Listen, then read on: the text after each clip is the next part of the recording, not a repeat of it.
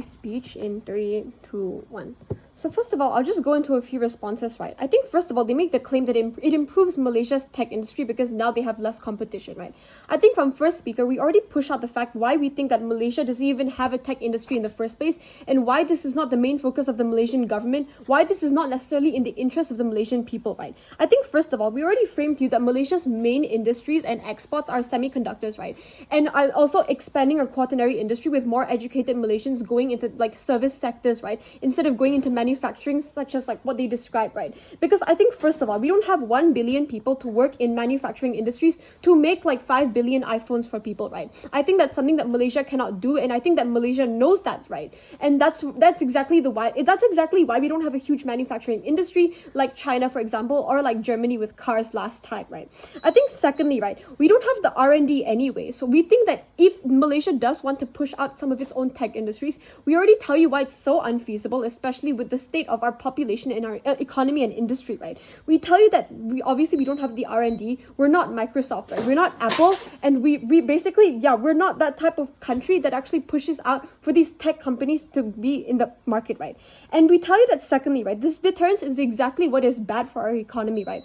Because we see that this deterrence is something that pushes out foreign investors, right? Because these foreign investors invest in countries where products are cheap, where obviously labor is cheap, right? Especially the fact that we're not Singapore, right? That we don't have that sort of reputation and that sort of standing and grounding in terms of our financial state, right? I think that one like very attractive thing about Malaysia in general is that our land is cheaper than like Singapore, obviously, and that we have a growing educated population that is willing to work in these service sectors, right?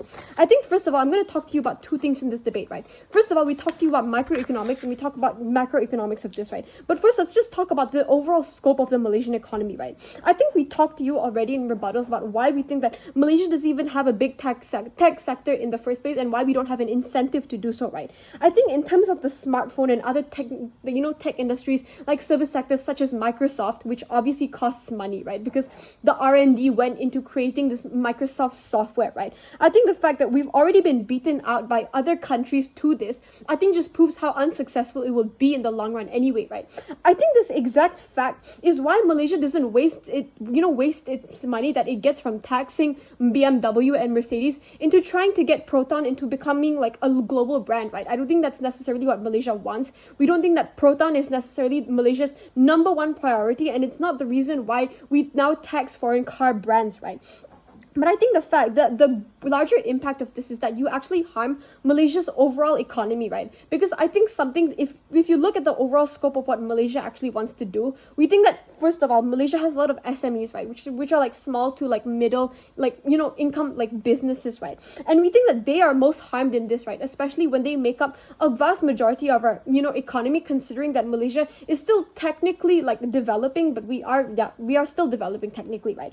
I think first of all, right, we think that educated Malaysians who now can work in these service sectors, right, they now get impacted by the rising costs of these tech products, of these services, right? But especially on the services, right? Because I think all of us can agree that most countries in the world, regardless of whether they have a tech industry, whether they're trying to make a new tech industry, they still are familiar with tech companies like Apple, tech companies like Microsoft, right? Why? Because they're already grounded, because no one else is trying to compete with them, because they already established themselves as the tech company, right? So there's no point in Malaysia trying to push out its own industries, because we don't think that it's something that the Malaysian economy prioritizes at the end of the day, right? No, thank you. We think that educated Malaysians who suffer from these strain of having to pay for basic like tech and basic services will suffer from the strain of this, right? Considering the fact that a lot of businesses suffered a lot from, like the pandemic, right? The fact that our government had to give in like a huge 100 billion ringgit like stimulus package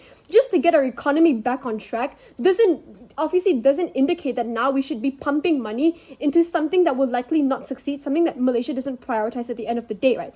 But secondly, this relates to the macroeconomic parts of this, but we think that the microeconomic parts is something that is also heavily impacted, right?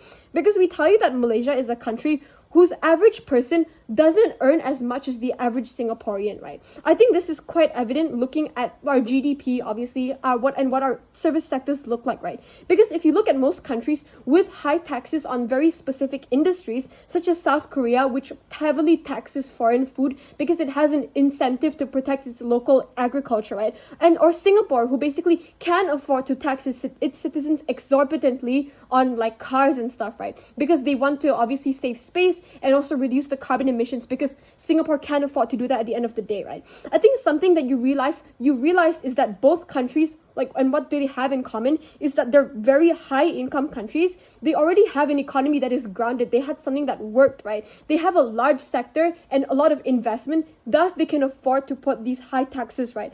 Something about Malaysia is that we simply cannot afford to do this at the end of the day, right? Because I think, like, even though you can say that, yeah, this is a long-term investment, right? We think the short-term detriments of this is something that cuts off this long-term investment, this long-term impact, right? Because we think that if Malaysians can't even afford to buy basic, like, stuff and tech stuff, like, tech services and tech products like laptops, like Microsoft 365, the fact that a lot of SMEs can't afford to subscribe to Microsoft's ever increasing prices, on top of the fact that the Malaysian government now wants to tax these services, even though most people can't even afford it in the first place, right?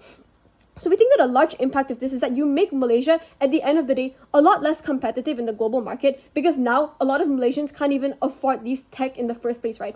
We tell you that this is likely to happen because if you want to tax these tech products, you're likely to tax it high, you're likely to put very high taxes on it, right? We think that these tech products and these tech services are something that are very vital to the Malaysian economy. It's very vital to an individual's, an individual's job, individual's livelihoods. And I think at the end of the day, when you see most people and you see the state that they're in, especially for those who are middle income, for those who tend to be lower income, right?